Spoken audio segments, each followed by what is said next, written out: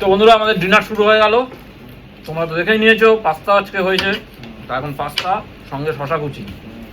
এই তুই পাশে হুম করছিস কেন? কি বলছে? ভালো লেগেছে? হুম করবে না? অনেক দিন পরে আছে পাস্তা হলো। ভালো হয়েছে তোকে। দুপুরে পান্তা খাইয়েছে, রাত্রিরেও সেই পান্তা আর পাস্তা। ভালো ম্যাচিং করেছো। ক্যান্ডি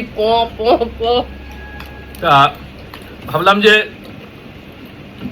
সুস্মিতা এত সুন্দর একটা আইটেম বানালো আর তোমাদের সাথে ডিনারটা শেয়ার করবো না, এটা হয় নাকি? যদিও অনেক রাত্রি হয়ে গেছে, এখন 11:30 বাজতে যায়, তো হয়তো তোমরা কেউ ভিডিওটা দেখবে না, তবুও আমি পাগলের মতো বকে যাচ্ছি। আমার ভালো লাগছে তাই বকে যাচ্ছি।